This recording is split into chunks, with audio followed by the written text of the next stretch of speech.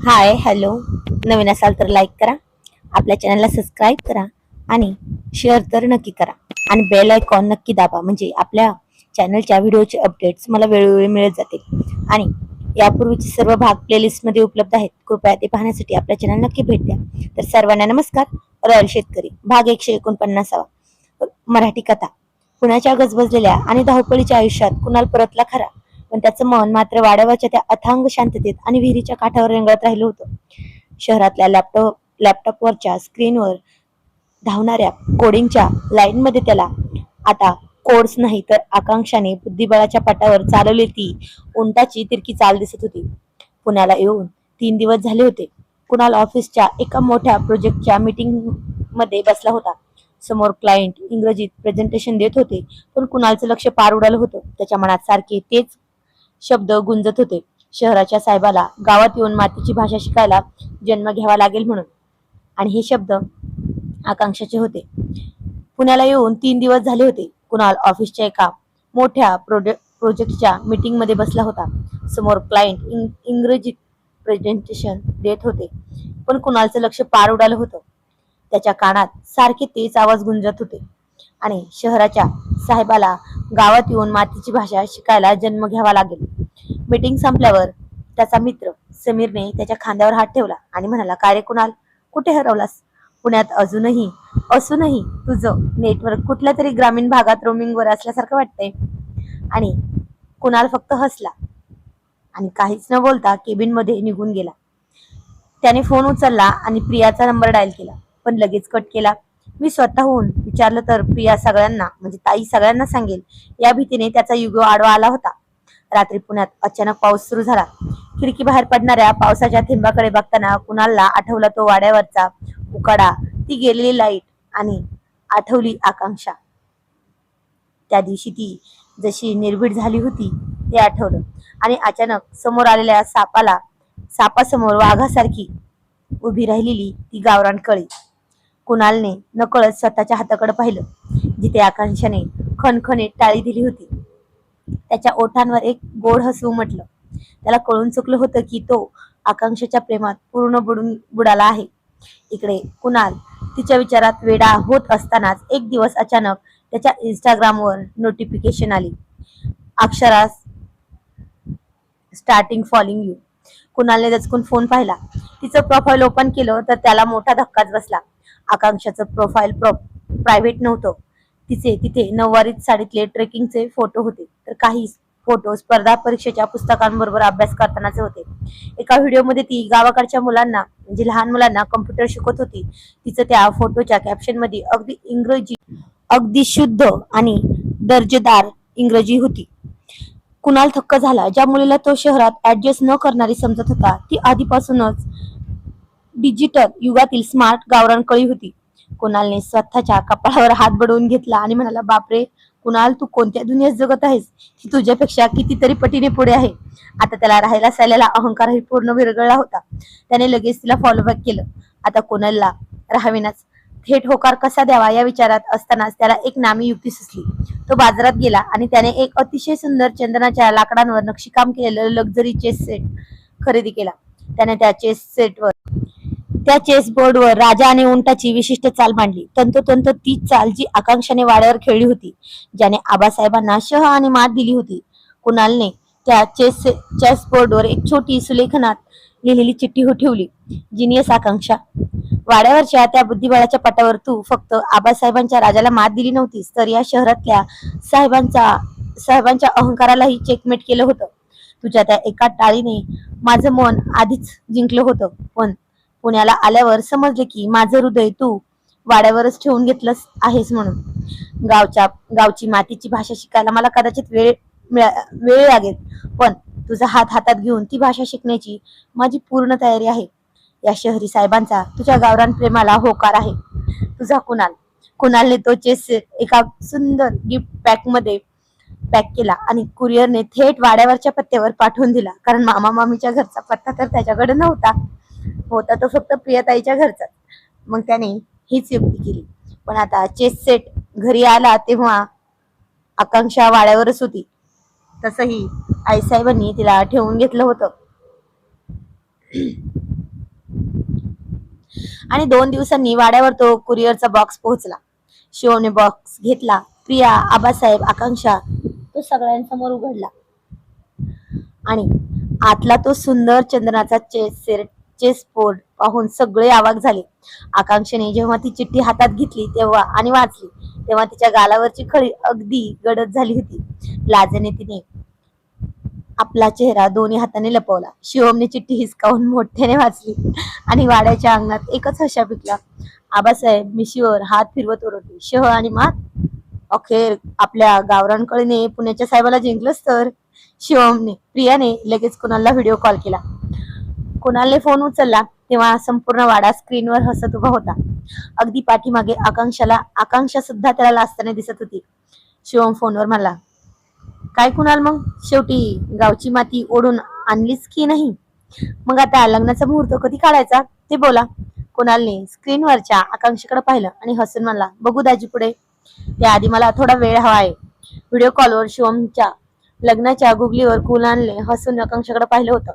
पण पुणेरी रक्ताचा तो सहजासहजी शरणागती पत्करेल तर तो पुणेकर कसला ना. त्याने गळ्यातल्या जरा असं करत आवाज काढत आपली सुप्रसिद्ध पुणेरी टशन ऑन केली आणि म्हणतात ना, पुणे तिथे काय उणे. तो म्हणाला, दाजी लगीन घाई तुरकायला तेवढं सोपं नाही हो. आणि आबासाहेब, तुम्ही म्हणालात ना की मुंबईच्या नव्हे तर पुण्याच्या साहेबांनी हार मानली, तर ऐका, मी फक्त होकार दिलाय, अजून शरण आलेलो नाही. मला आधी माझ्या या जिनियस होणाऱ्या बायकोला समजून घ्यायचं आहे. तिच्या या डिजिटल रूपाची आणि बुद्धीची खोली मोपायची आहे. त्यामुळे आमची खरी मॅच तर आता सुरू होईल. स्क्रीनच्या पलीकडे उभी असलेली आकांक्षा एकाकी सरळ झाली आणि तिच्या डोळ्यातील लाज गायब झाली. तिने तिची जुनी डोळ्यात गावरान नजर परत आली. तिने चिठ्ठी बाजूला ठेवली आणि अगदी कॅमेऱ्याच्या जवळ आली आणि म्हणाली, बरं का पुणेकर साहेब, पुण्याची मिसळ तिखट असते म्हणतात, पण अहिल्यानगरचा तांबड्या पांढऱ्या रश्याची चव अजून तुम्ही चाखलेली नाही वाटतं. तुम्हाला समजून घ्यायला आणि मला जिंकायला फक्त एक चेस बोर्ड पुरेसा नाही. तुमचं चॅलेंज एक्सेप्टेड. तसंही मी येणार आहे पुण्याला काही दिवसांतच. आकांक्षा तिच्या पुढच्या स्पर्धा परीक्षेच्या तयारीसाठी आणि काही कम्प्युटर कोर्ससाठी थेट पुण्याला म्हणजे सदाशिव पेठेत दाखल झाली होती. शनिवार वाड्याच्या छायेत आता या दोघांची जुगलबंदी तर रोज रंगणारच होती. ही टशन पाहायला खूप मजा येणार आहे. आणि पुणेरी तर पुणेरीच असतात ना. कुणालने ठरवलं होतं की तिला पुण्याच्या बुद्धीची आणि संस्कृतीची ताकद दाखवणार.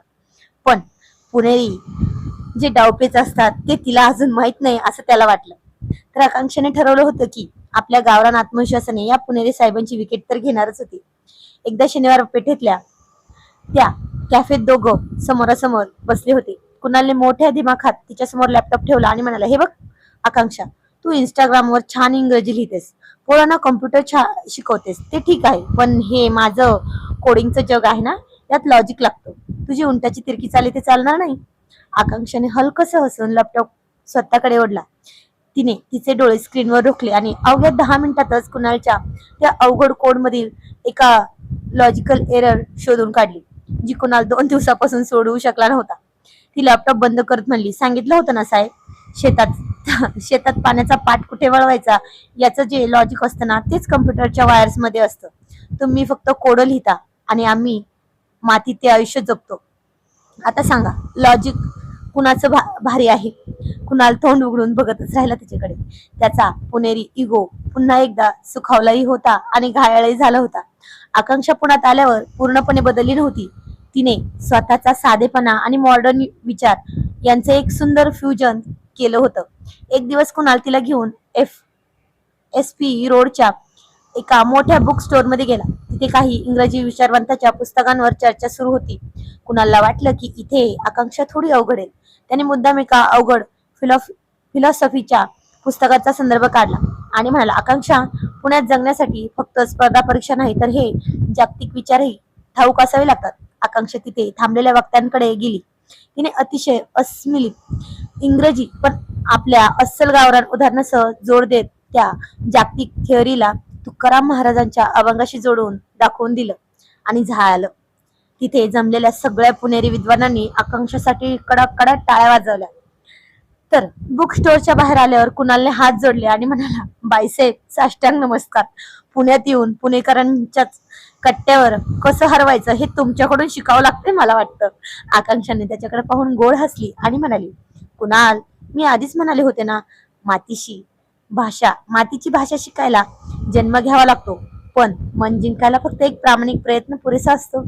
मला तुमचं पुणे आवडायला लागलंय, कारण इथे मला हरवणारा नाही तर माझ्या जिंकण्यावर मनातून खुश होणारा एक पुणेरी साहेब मिळालाय, असं म्हणून ती त्याच्याकडे बघितलं आणि खूप खूप लाजली.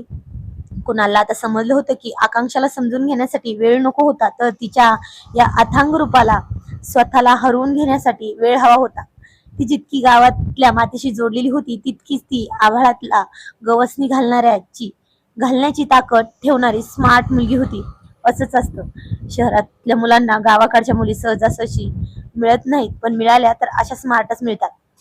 शनिवार वाड्याच्या बुर्जाकडे पाहत कुणालने तिचा हात आपल्या हातात घेतला आणि म्हणाला, यावेळेस तिच्या हातातून खणखणीत टाळी मिळाली नव्हती त्याला, पण तिने अगदी नाजूकपणे त्याचा हात दाबला. तो म्हणाला, लग्नाचा मुहूर्त कधी काढायचा ते आता मी आबासाहेबांना सांगू का? कुणालने कानात कुजबुजलं तिच्या आणि ती म्हणाली, पुणेरी साहेब, आता चेकमेट झालाय तर निर्णयही तुमचाच असेल. आकांक्षा लाजत म्हणाली आणि या पुण्याच्या हवेत प्रेमाचा गुलाल उधळला गेला होता. शनिवार वाड्याच्या बुर्जावरील सूर्याची तांबडी कळा हळूहळू विसावत होती आणि पुण्याच्या रस्त्यावर 9च्या आत घरात असणाऱ्या पुणेकरांची लगबग सुरू झाली होती. कुणाल आणि आकांक्षा बाजीराव रोडवरून चालत चालत सदाशिव पेठेच्या दिशेने निघाले होते. कुणालच्या चेहऱ्यावर चेकमेट झाल्याचा आनंद स्पष्ट दिसत होता, पण पुणेरी नसानसात मुरलेला खोडकरपणा अजून काही केल्या शांत होतच नव्हता ना. सदाशिव पेठेतला त्या एका वाड्यापाशी येताच कुणाल थांबला. तिथे एका दारावर प्रसिद्ध पुणेरी पाटी लावली होती. दुपारी 1 ते 4 आणि 9 ते 9 नंतर भेटणे कडक निश्चित आहे. कन्सल्टेशन फी वेगळी लागेल. कुणालने पाटीकडे बोट दाखवलं आणि चेष्टेच्या आवाजात म्हटला, कुणाला तर आकांक्षाला. तो म्हणाला, आकांक्षा, बघ, पुण्यात प्रेम करायला लायसन लागत नाही, पण पेठेतल्या नियमांचं उल्लंघन केलं ना तर सरळ देशोधडीला लावलं जातं बघ. आता वाजलेत 9:15. 9च्या ठोक्याला तू जर तुझ्या रूमवर पोहोचली नाहीस तर तुझ्या घर मालकीन बाई म्हणजे ती बाई थेट आबासाहेबांना फोन लावतील. मग म्हणावं लागेल पुण्यातल्या वाऱ्याची आणि सदाशिव पेठेच्या मावशीची पायऱ्यांची गॅरंटी देवा घरचीच. तर आकांक्षाने तिची बॅग नीट खांद्यावर अडकवली आणि पाठीकडे पाहिलं आणि एक लढीवाळ कटाक्षाने कुणालला पुणेरी इगो पुन्हा एकदा हवेत विरघळून टाकला. ती म्हणाली, कुणाल, आम्ही शेतात रात्री अपरात्री वाघ आणि बिबट्याच्या छाताडावर पाय देऊन पाणी भरणारी माणसं आहोत. या 9च्या वाजणाऱ्या हेडलाईनची भीती आम्हाला दाखवू नका. आणि त्या मावशी सध्या त्या माझ्या अहिल्यानगरच्या चटणीच्या प्रेमात आहेत हो. त्या मला काहीच बोलणार नाही. कुणालने कपाळावर हात मारून घेतला आणि म्हणाला, बापरे, म्हणजे तुम्ही आमच्या किल्ल्याला आतूनच भुसभुशीत करायला सुरुवात केली तर. असं म्हणून त्याने तिला रूमवर सोडलं आणि दुसऱ्या दिवशी शनिवार पेठेतल्या एका प्रसिद्ध दुकानाबाहेर प्रचंड गर्दी होती. कुणाल आकांक्षाला घेऊन तिथे गेला. पुण्याची प्रसिद्ध भाकरवडी घ्यायची होती त्याला. रांगेत उभे असताना कुणालने पुन्हा एकदा आपला हुकमी टाकला. हे बघ, इथे रांगेत असं शिस्तीत उभा राहावा लागतो. इथे वशिला चालत नाही आणि अहिल्यानगरचा रुबाबही चालत नाही. इथे फक्त चितळ्यांची भाकरवडी बोलते. जशी ही भाकरवडी बाहेरून कडक आणि आतून गोड तिखट असते ना, अगदी तसंच आमचं पुणे आहे. कुणाल मोठ्या अभिमानाने म्हणाला. आकांक्षाने भाकरवडीचा एक तुकडा तोंडात टाकला आणि डोळे मिचकवत म्हणली, चव तर उत्तम आहे कुणाल, पण एक सांगू का? कुणाल म्हणाला, सांग. आणि ती म्हणाली, भाकरवडीला एवढी चव आणि एवढी गोडी का आली माहितीये? कारण यात जी खसखस, मसाले आणि तीळ वापरलेत ना, ते आमच्याच भागातल्या काळ्या मातीतून आलेले आहेत. म्हणजे फिरून फिरून पुण्याची प्रतिष्ठा वाढायला सुद्धा आमच्या गावचीच माती उपयोगी पडते की नाही. असं म्हणून ती हसली आणि कुणाल आवाक झाला. बाजूला उभे असलेले एक ज्येष्ठ पुणेरी आजोबा, ज्यांनी डोक्यात गांधी टोपी घातली होती, ते आकांक्षाचं बोलणं ऐकून हसले आणि कुणालला म्हणाले, काय रे पोरा, झाली का बोलती बंद? पोरीने थेट लॉजिकली आणि शनिवारवाडा पाडलाच बघ तुझ्या समोर. अरे, पुण्याचा कट्टा आणि अहिल्यानगरचा विट्टा एकत्र आले की इतिहास घडतो, म्हणजे घडतोच इतिहास. जसा आपल्या छत्रपती शिवाजी महाराज यांनी घडवला तसा. कुणालने मनोमन त्या आजोबांना आणि आकांक्षाला लोटांगण घातलं. तुळशीबागेतली प्रेमाची फायनल मॅच आता परीक्षा म्हणून त्यांनी समोर ठेवली होती. काही दिवसांनी दोघे तुळशीबागेत आले. गर्दी, आरडाओरडा, कपड्यांपासून ते भांड्यापर्यंत दुकानांची रेलचेल. कुणालला वाटलं इथे तरी आकांक्षा गोंधळेल. तो म्हणाला, आकांक्षा, तुळशीबागेत न हरवता आणि न फसता जो खरेदी करतो ना, तोच खरा जगजेता बर का. तर आकांक्षा वेगळ्याच मातीची होती. तिने एका दुकानात अवघ्या 2 मिनिटात एक सुंदर नथीचा असा काही भाव केला की दुकानदाराने शेवटी हातच जोडले. कुणालने डोळे मोठे करून विचारले, हे कसं जमलं तुला बार्गेनिंग करायला? आकांक्षा आता कुणालच्या अगदी जवळ आली आणि त्याच्या डोळ्यात डोळे घालून टशन देत म्हणाली.